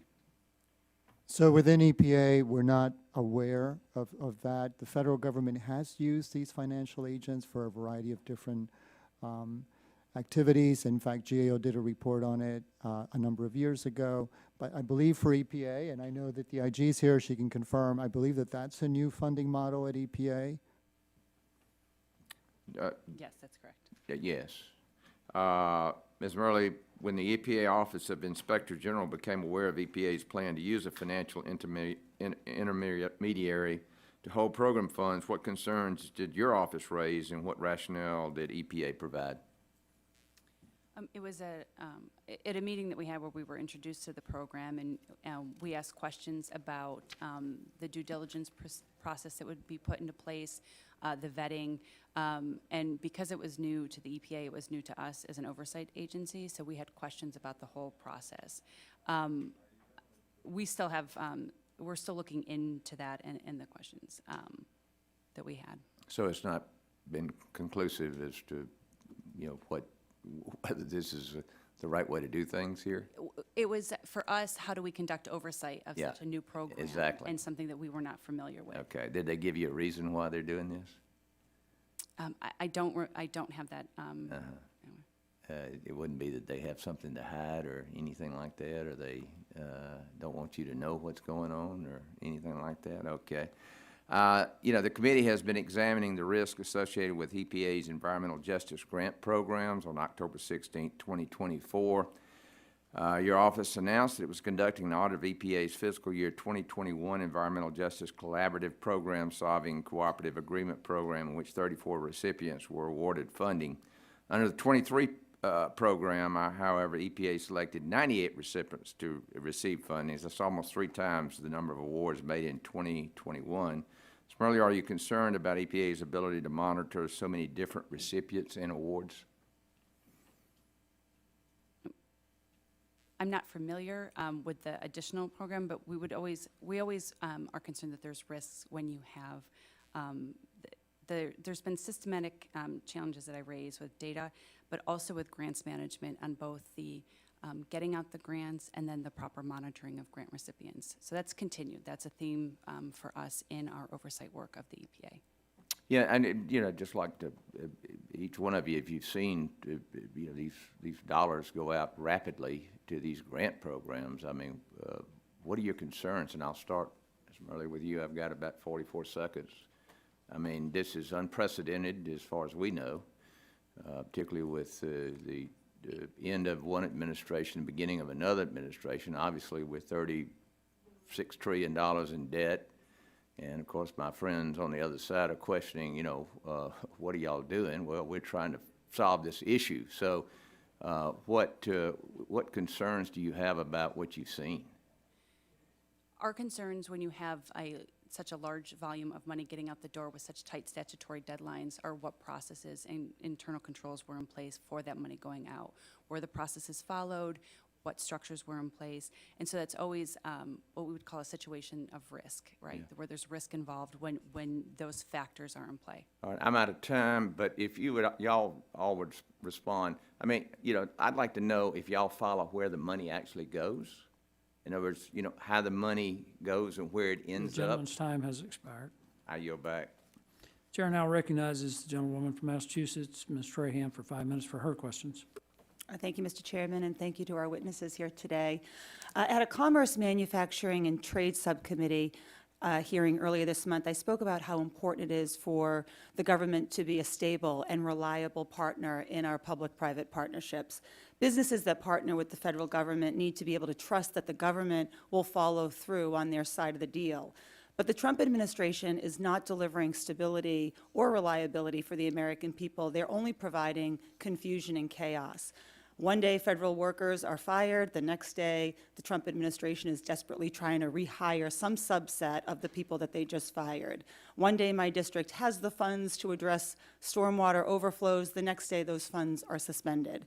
And it's not just Democratic districts that are hurt by unilateral funding freezes. People in districts that my Republican colleagues represent are also being harmed. Unfortunately, we just aren't hearing Republicans reflect the concern and outrage voiced by their constituents. For example, there's a bipartisan infrastructure law-funded cleanup of the toxic Peachtree Orchard Road groundwater plume in Augusta, Georgia. The government made a commitment to help fund this cleanup and improve the lives of the people living in that community. But arbitrarily freezing the bipartisan infrastructure law and IRA funding makes it harder for Americans to actually trust that the government will follow through on its commitments and not abandon these important projects. When Americans can trust the government to keep its word, we can create powerful public-private partnerships and good-paying jobs. In my district, a factory that's being built with bipartisan infrastructure law funding that will produce low-cost green hydrogen, a project that improves our energy security, helps address rising energy costs, and creates family-sustaining jobs. If Republicans truly believed in an all-of-the-above approach to America's energy future, then this is exactly the kind of project that they should support. Investments in clean energy production can help cut costs for consumers, and keep America competitive and resilient. I think it's important to recognize just how much time and effort it takes to build new factories and bring them online. Mr. Rusco, how important it is for the government to be a consistent and reliable partner in attracting private investment? Well, it is important. It is important from the perspective of the private sector when they enter a contract that the terms of that contract remain the same throughout the process. And when private partners are worried that the government might be inconsistent or unreliable, what effect does that have on projects and taxpayer investments? Well, once an award has been made for a public-private partnership, for example, if there are delays that can threaten the project. And cause rising costs.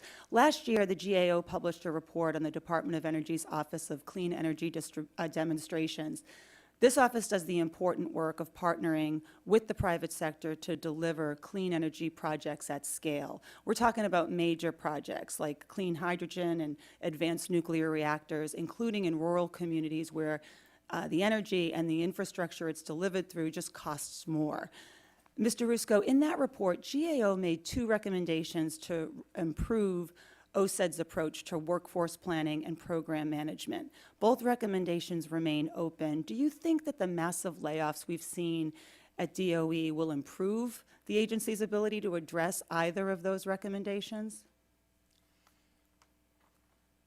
OSED spent over a year trying to build the workforce in order to make the awards that it did. And now that a lot of that money is out the door, it is time to, invest in the monitoring staff. They were already on that path. And I do know that in some cases, some of the recent events that had cost a contract that was designed explicitly to monitor awards that had gone out the door. Thank you. If the federal government is unwilling to invest in America's future, if there is a fear that a so-called pause will continue indefinitely or recur, why would businesses ever take the risk to invest alongside the government? For decades, the federal government has been a reliable partner, but this administration is proving that it cannot be counted on. If the government cannot be trusted to keep its word, it will lead to missed opportunities, a slowing economy with fewer jobs, and wasted tax dollars. Thank you. I yield back. Gentlelady yields. The chair now recognizes the gentleman from Idaho, Mr. Fulcher, for his questions. Thank you, Mr. Chairman. Thank you for the hearing today. This is going to go to Mr. Gomez and Mr. Rusco, and it has to do with reporting. And if I understand correctly, at least from the written testimony, Inspector Generals from both DOE and the EPA are citing lack of data as being problematic, lack of data from potential recipients, subrecipients under IIJA. And it looks like that has led to complications when it comes to the funding component. And first of all, I want you to tell me, am I reading this right? And if so, some of the reporting is pretty complex for some of these small municipalities and so on, especially in the arena of water and whatnot, water purity. Am I reading that right? And if so, talk to me about the reporting and what can be done potentially to improve that, or maybe identify the specific data that's needed. Sure, and thank you for that question. So generally what we found is that, like, for small utilities across the country, rural utilities, they usually lack the technical expertise, the financial support, and so they're usually looking for ways to simplify, right? Sometimes we have duplicative reporting, which we've said needs to be done away with, and they're trying to improve that, right? So that, yeah, they have to do engineering reports, for example, but there's usually there's duplicative reporting or applications to apply for different water programs, for example. So that is an area that we see where communities across the country could benefit if there is not duplicative reporting or if they have the technical support to help them. Mr. Rusco, your comments, and if that's in line with your thoughts, what do we do? Sorry, is that on? Yeah. I would defer to Alfredo on that specific thing. Obviously, for monitoring, you need quality information from recipients, and you also need the appropriate staff to evaluate that in a timely fashion. So to that end, we did follow up, my staff helped, we follow up with some of our municipalities, and the feedback we get is it's not the monitoring or the reporting, as long as they can get the data, the specifics, it's not the monitoring that they're unwilling to do or inconsistent with their objectives, because they have to worry about lawsuits and all of that type of thing too. But it's who they're interacting with sometimes, and where that data is going, and who's responding to them. And DEQ, for example, Department of Environmental Quality in our state, it is a much preferred channel to interact with for especially the smaller municipalities. Once again, I'd like to get input from Mr. Gomez, Mr. Rusco. how can we improve that relationship so that perhaps the local is more involved as opposed to EPA?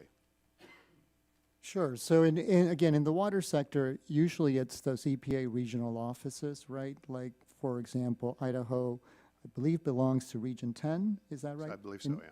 In Washington. So it's those regional EPA staff that are working with the state of Idaho, that department, for example, but also reach out to the small utilities in those towns. There's also a group called circuit writers that actually help these small communities get the data that they need, put together engineering reports.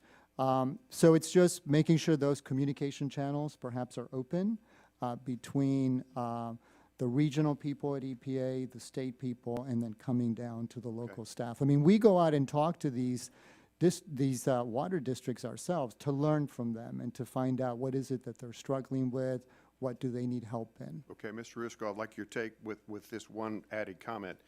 In my state, as is not uncommon in the West, the scope is so much bigger because the federal footprint is so large, 2/3 of our landmass, for example. Your thoughts, and we've only got about 20 seconds left. I apologize. Well, my expertise is on the energy side. For energy awards, federal energy awards, typically the recipients are private sector companies. They don't have trouble coming up with the information as long as the contract's clear, sort of what information is required. It's not so much funds going out to communities as it is in the water situation. Okay. Thank you, Mr. Rusco. Mr. Chairman, I yield back. The chair now recognizes the gentlelady from Virginia, Ms. McClellan, for 5 minutes for her question. Thank you, Mr. Chairman, and I thank you for holding this very important hearing. I want to thank the witnesses for being here this morning. Your work, as we have discussed, is very critical to making sure we ensure the transparency and integrity of our government, and so thank you for your work.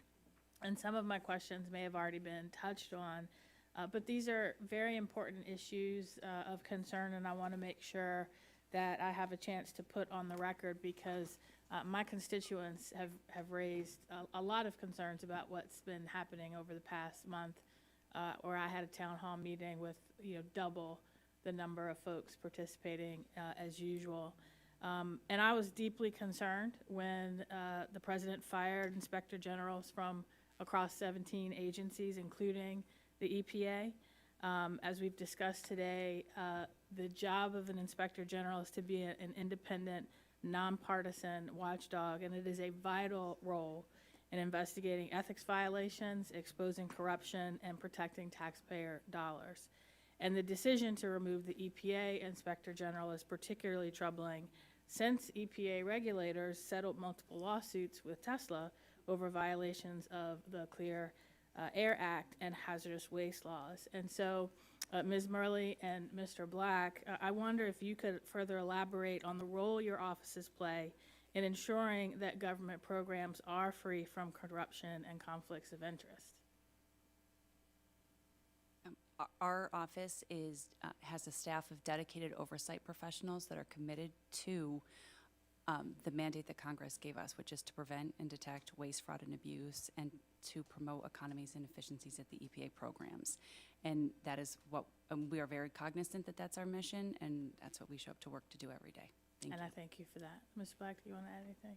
Yeah, certainly. The role of the OIG is to identify gaps and opportunities for improvement and changes to the internal control structure of the department, its programs, and its operations, and by doing so, to improve and prevent fraud, waste, and abuse. And if I may, I know there's a lot of buzz in the media and in the Congress about what risk there is to having had the Inspector Generals removed. I want to add some assurance that the Department of Energy's Office of Inspector General has a deep and well-trained and experienced staff of professionals who will continue to do the appropriate oversight to make sure that the risk for fraud, waste, and abuse is continued to be covered, continue to be addressed. And I can offer some assurance that we are continuing to do our duties as written in the IG Act, and with or without a head, we've still got a deep and experienced cadre of leaders who are going to make sure that this mission continues to be addressed. And I'm glad to hear that, and that's true of so many of our federal agencies and so many of our civilian federal workforce, our military federal workforce, who are dedicated to upholding their oath of office and helping us uphold ours to preserve, protect, and defend the Constitution of the United States. And yet, including over 300,000 federal employees in Virginia, where I represent, and yet ever since President Trump and Elon Musk started taking a chainsaw to our federal agencies, again, constituents have flooded my office with thousands of calls about the consequences of these reckless actions, including the wholesale firing of the federal workforce, even in cases where the people firing them had no clue what they did, like protect our nuclear stockpile. And these are professionals who have served faithfully under both Democratic and Republican administrations, just like those in your department. But now an unelected billionaire and his Doge bros, who have no idea what many of these agencies or what many of these employees, including probably you, do, are making decisions and forcing employees to justify their very existence, firing probationary employees. That doesn't just gut our federal workforce, it helps to destroy our entire talent pipeline. And as you just said, you have a cadre of professionals, probably some of them are probationary or once were probationary, and having them summarily fired makes it very difficult to keep that talent pipeline going. And so, Ms. Murley and Mr. Black, have your offices found any evidence that the mass firing of civil servants at any agency like EPA or the DOE have actually benefited our country in the past month? And we may not have time for you to answer here, so I'll ask you to submit your answer on the record afterwards, please. And I yield We'll be back. happy to do so. The gentlelady's time has expired. The chair now recognizes the gentlewoman from Colorado, Ms. DeGette, for 5 minutes for her question. Thank you very much, Mr. Chairman, and I apologize that we haven't been able to be here for the entire hearing. Mr. Carter and I, he's the chair, and I'm the ranking member of the Health Subcommittee. We're in the middle of a hearing downstairs, but we've been following what's been happening, and we appreciate all of you coming today.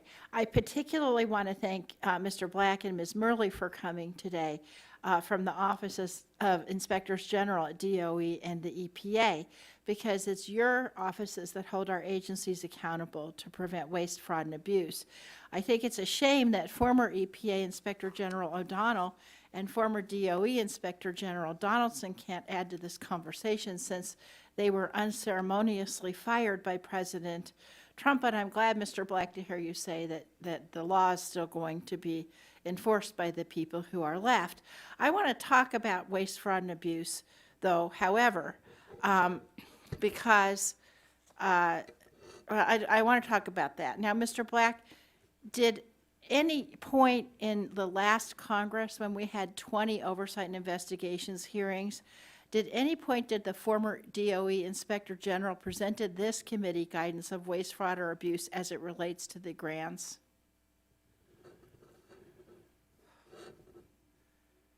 We have been performing a great deal of oversight work on grant activities funded by the IIJA and the IRA. And Yes. We've certainly identified some internal control gaps that warrant some improvement. And we do in fact have some investigations that. So let me ask the question again. Okay. Did the Inspector General present any evidence of waste, fraud, or abuse in these grants to this committee last Congress, yes or no? I do not believe that the written statements included specific instances. Thank you. Now, Ms. Murley, did the former EPA Inspector General present any evidence of waste, fraud, or abuse to this committee as it relates to these grants? I would have to submit for the record his past testimonies. I don't have them. Are you aware of any? I have in the reports that I cite in our in my testimony that there are instances of that we found waste or funds that can be put to better use in some of the reports that we've done. Okay, do you know that, and you don't know whether that was presented to this committee, is that I what you're don't, but I saying? can, Okay, I would follow up with appreciate you if you supplement your answer.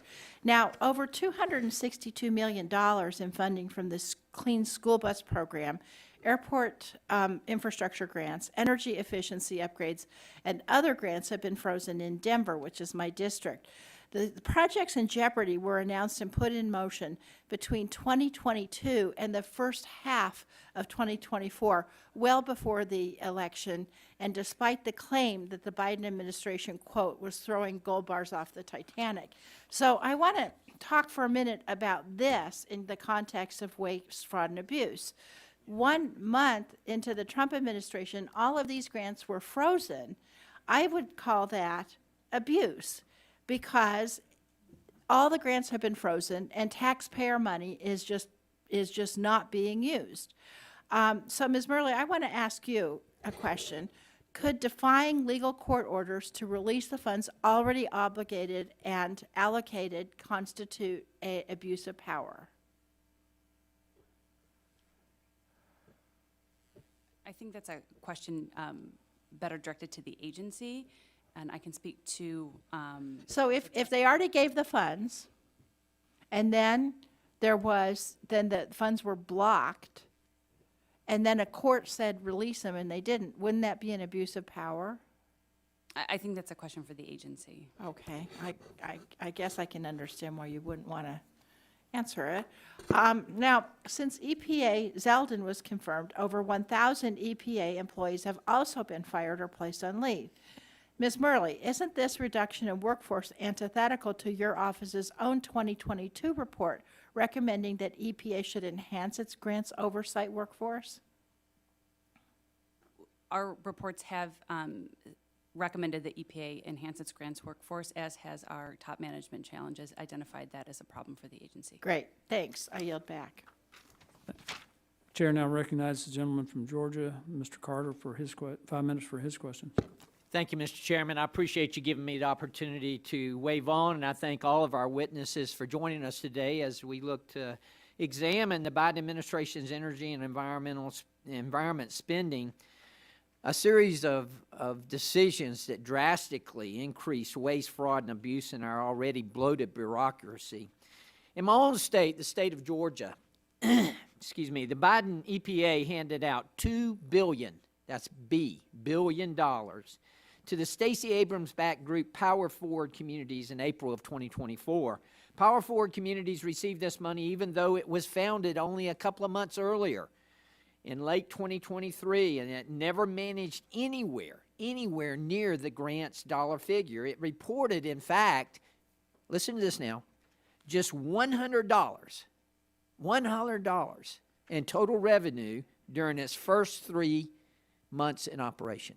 Went from $100 to $2 billion. If that's not waste, fraud, and abuse, I don't know what is. But nevertheless, Ms. Murley, let me ask you, if a concern about conflict of interest or ethics was brought before the EPA Office of Inspector General, how would your office handle that?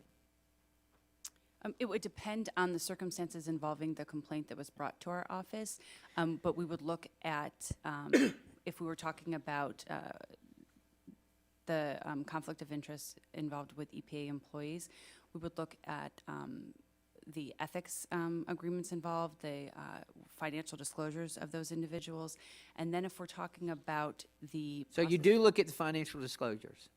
Yes, in the situation. Of the group or the individuals? Or Well, both? in that situation, I was talking about the individuals, but then Okay. we would do, there's two different scenarios. There's the EPA employees who are working on a program, and then the conflicts of the recipients of the federal funds. Okay, would it stroke your interest if you saw where a group had only had $100 in revenue for the first 3 months and then all of a sudden was being given a grant of $2 billion? That would be something that we would be interested in. Sure. Looking at. Okay. Have you heard of this grant that was given to Power Forward Communities in before? Have you heard about this? I'm sure you have. I've not specifically that one, but no. I don't recall. You don't recall? Okay. There's been a lot. There has been a lot. But in the state of Georgia, this is of, as you can imagine, of interest to us.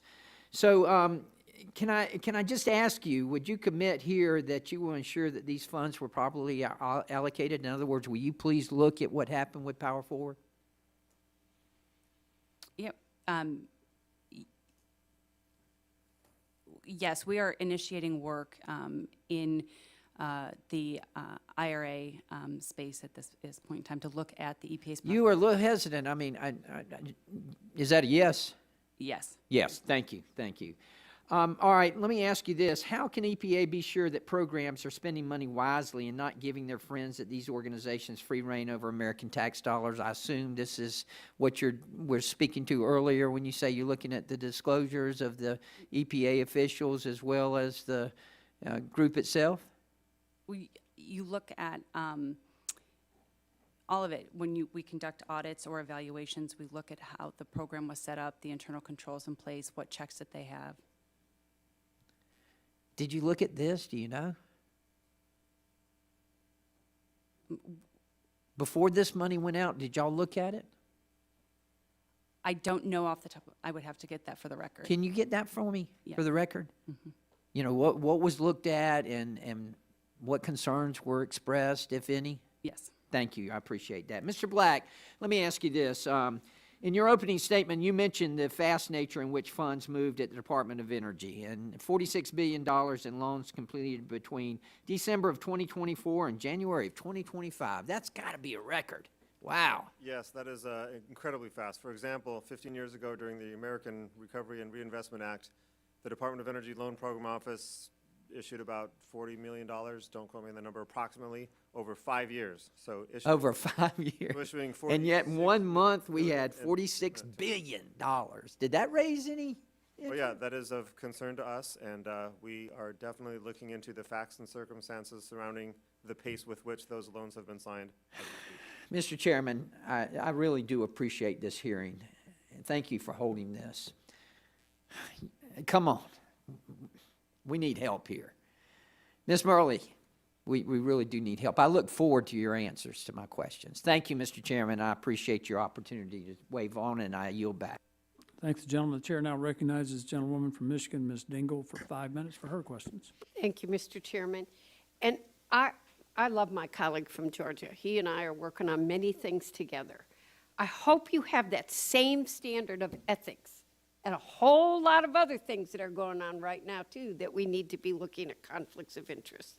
And I happen to be someone who thinks that this is a very important program and that we need to be spending the money wisely and importantly. Not one penny should be misappropriated in any way, and I'll join my colleague. I think that should be a standard across the government. We have a moral obligation to invest in clean energy. Clean energy investments do not just help us meet our energy needs while protecting the environment, they also represent a great economic opportunity. Unfortunately, Republicans seem too busy attacking clean energy investments to notice the jobs that those investments are creating for American workers, and even more importantly, how they're lowering the costs for working families. Even, you know, our new EPA administrator has also attacked the Greenhouse Gas Reduction Fund, and I want to make sure people are getting the right facts, that they're not getting misinformation. So I want to set the record straight again. The Greenhouse Gas Reduction Fund was established by the Inflation Reduction Act and based on original bipartisan legislation with Republicans and Democrats. I admit I was one of them, but it was a bipartisan group. The Greenhouse Gas Reduction Fund was on track to invest $27 billion to make clean energy financing more accessible for working-class communities, the same communities that have borne the brunt of environmental pollution, robbing them of their health and economic opportunities. I've long been a vocal supporter of creating a clean energy accelerator because of its potential to make and manage investments in ambitious clean energy that benefits working families. The Greenhouse Gas Reduction Fund represents the culmination of these efforts, empowering us to attack the climate crisis head-on. The fund is even designed to leverage private capital by uniting the public and private sector around the shared goals of decarbonizing our country and creating jobs for American workers, all while lowering energy costs for families. EPA was laser focused on making sure every dollar is reached, that products would not have otherwise been built. But now it seems as if they're only focused on making it impossible for the Greenhouse Gas Reduction Fund to succeed. It doesn't have to be this way. I know Republicans spent the last 2 years investigating EPA's implementation of the IRA, including the agency's rigorous process of selecting, vetting, and issuing final awards to the Greenhouse Gas Fund's recipients. If you had found anything, I am certain that you would have shared it with us instead of waiting for President Biden to leave office. So I'm just questioning how we seem to have found money that was never missing, especially given intense scrutiny that began as soon as the IRA was signed into law, not when President Trump became president. I know everybody wants the Greenhouse Gas Reduction Fund to fail on the Republican side, and that makes me sad. It would be terrible for American workers and working families. The Greenhouse Gas Reduction Fund Solar for All program was on track to support residential solar deployment efforts in every state that can save families 20% or more on their energy bills. Meanwhile, the National Clean Investment Fund and Clean Communities Investment Accelerator were designed to work together to leverage private investments supporting clean energy projects while ensuring the benefit of those investments go directly to communities where investments are made. Instead of working to make sure that the Greenhouse Gas Reduction Fund succeeds, you all just want to keep betting against it. And looks like this administration's doing the same thing. The Greenhouse Gas Reduction Fund, by design, is intended to reach red and blue states and their districts. We cannot let the promised benefits of the Greenhouse Gas Reduction Fund slip away because some would rather play some political games than support investments in all communities and get us energy security and reduce consumers working, those hard-working people who say they want to pay less in their bills. So let's stop trying to make sure that it's going to fail. I'm almost out of time, so I didn't get to ask you all any questions. But I think this Greenhouse Gas Reduction Fund makes a difference. It lowers costs, and I would ask my colleagues here, I think it's simply too important to let it gentlewoman's time fail. has expired. And I yield back. John, the chair now recognizes gentlewoman from Florida, Ms. Castor, for 5 minutes for her questions. Thank you, Mr. Chairman, and thank you all for being here today. Just a couple of days into this new administration, the president illegally fired 19 inspectors general, including the IG from the EPA and the Department of Energy. These are vital public servants. They're the cops on the beat that help us root out waste, fraud, and abuse and make nonpartisan recommendations to Congress to act upon.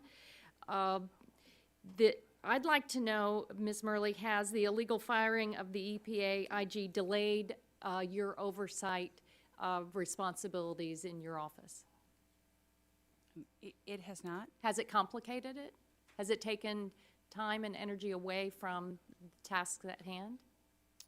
Any change in any organization brings a period of time where things have to settle in Yes. but go ahead. But I will say, and I'll echo my colleague's point, we have a dedicated staff of professional oversight professionals who are committed to the mission of the OIG. I appreciate them. How many people have been fired or left out of EPA IG's office? We have not had any firings or people leave. We did have about 32, I believe, individuals. I need to get that exact number. who were in the process of being hired, that are caught up in the hiring freeze, and we had about 23 individuals take the deferred resignation program. Okay, and for Mr. Black, same questions. Has the firing of the Inspector General taken time away? As Ms. Murley said, sometimes it takes time to settle when there are changes. Yeah, so I work in the front office, and I worked directly with and for the Inspector General as her chief advisor, and there was certainly some disruption when Terry Donaldson was removed. However, like I said in a previous line of questioning, there's a cadre of professionals of 300-plus IG accountants, auditors, inspectors, lawyers that continue to serve the taxpayer by preventing fraud, waste, and abuse, and we will continue to do so. And then what's been the change in personnel from the beginning of the year to today? We have, the organization had 39 people accept the deferred resignation program, including myself. So my last day is going to be close of business Friday this week, and that's the only number that I have come here prepared with. How long have you worked at the IG's office? 33 years. 33 years, okay. You know, the other illegal activity has been, at the outset of this administration, the shutdown and or freeze on funding. Has the EPA IG's office, are you keeping track of, you know, especially now that federal courts have ruled that those freezes on grants and loans are illegal? Are you keeping track of how much money now is being illegally withheld that should be, you know, part of the course of doing business? I don't know if that's a number we're tracking. Okay. And do you have any information on that account? I do not, and I think those questions would be better directed at the agency. Okay. Mr. Black? So 2 days ago, I met with the top leadership of the department's loan programs office, and they clarified that although new loan closures are paused, the disbursements for those loans that have been closed, that are active, disbursements are being made after leadership reviews individual transactions, and disbursements are being made. What grants and loans are being frozen right now? That's a question best asked to the department, but I'm aware, and there's I mean, literally hundreds of grant programs and 5 loan programs, but so that's a complex question with a lot of moving parts. But I'm informed by department leadership that there is a process in place to make disbursements for programs on a case-by-case basis as situations But dictate I for think those the programs. federal courts have ruled that they don't have the authority to make, they don't, that that's an illegal action to withhold the grants and loans that are congressionally directed. So you're saying that the agency has told you they're still freezing, they're still holding back funds? That's not what I'm saying at all. I'm informed by department leadership that that disbursements are being made after leadership review. Thank you. I yield back. Thank the gentlelady. I will now recognize myself for 5 minutes for my questions. And I want to point out that we're holding this hearing to address concerns about hundreds of billions of dollars in fraud and improper payments that are now about $240 billion per year. That is why a freeze would be appropriate to do the needed investigations to attempt to stop the abuse of American taxpayers. First of all, Mr. Black, thank you for your service. The ranking member claimed that my majority colleagues and I wasted time conducting oversight to these programs concerning that we're sending out $240 billion in improper payments. Would you all agree that oversight of hundreds of billions of dollars in federal funding under these programs is a waste of time? Just a yes or no. Ms. Murley? Is this a waste of time? How about you, Mr. Gomez? No. How about you, Mr. Black? Absolutely not. The more oversight, the better. How about you, Mr. Rusco? No. Rusco, I should say, not Roscoe. That, also, Mr. Guthrie, Chairman Guthrie and Mr. Carter both raised this question about these grants that went to relatively small entities. In particular, the one Mr. Carter mentioned had $100 in revenue, and then it's only got $2 billion. Doesn't that raise some serious questions about capacity of, I mean, aside from any allegations or suspicions or considerations about the possibility of fraud or misuse of the funds, wouldn't that be a major capacity issue, Mr. Black? Capacity is a concern, and the capacity to appropriately manage the vast funds from the IIJA and the IRA has been identified as a risk by the OIG in the past, and it remains one of our concerns. Shouldn't we be looking at where the money went? Because if you go from $100 to $2 billion, that should raise some serious questions about the capacity of the organization to handle that amount of money, and maybe raise some questions about pass-throughs, these entities being set up as pass-through vehicles, which I think we will look into at a later date. Ms. Murley, my colleagues also expressed concern about staffing at the EPA Office of Inspector General, but they were not as concerned when they decided not to provide any funding for its oversight work in the IRA. Did that pose any challenges for your organization when you had this massive amount of money flowing in? It does pose challenges because of resource constraints with our staffing. We did receive funding for IIJ oversight, and I think the work that we've done there demonstrates the good work that we can do and our ability to provide results when we're given the funds to do sufficient oversight. With the IRA, we are constrained to our core budget, and about 40% of our audit work is mandatory, so that's what's done by what we have to do by statute. So we are constrained in the ability to do a more robust oversight of the IRA. That said, we are looking at our core resources and doing the best we can in that area. Okay. Mr. Black, in December, your office reported that the DOE LPO is administrating more than $385 billion in new loan authority without ensuring a regulatory and contractually compliant and effective system to manage the organizational conflicts of interest. In the interim findings report, the IG stated that the Loan Program Office seems to be asserting that as long as it does not compile, track, update, or reconcile relationships, it maintains a 100% compliance rate across the Loan Program's office, also referring to it as trust but don't verify. Can you explain the concerns stemming from this lack of systemic management of organizational conflicts of interest? Certainly. So the finding that we have identified and issued in that report concerned the lack of appropriate controls to document and do the cross-checking and make sure that the all known parties on both sides of the transaction are properly identified and disclosures are made with regard to who's representing who has relations to who, and stuff like that. The department responded, the prior administration responded by disagreeing with the severity, the impact, the magnitude of the lack of these conflict of interest controls, and they, as part of their defense, noted that there have been no published findings of serious conflicts of interest.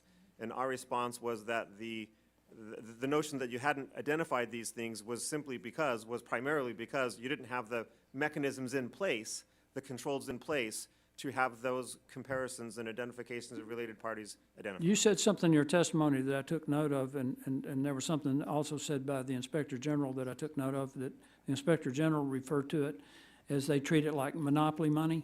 But you said something in your testimony about a tolerance for risk. And I think that's why we're holding this hearing, why we're going to continue to dig into this. And I fully anticipate that we'll be inviting people back in to meet with us again.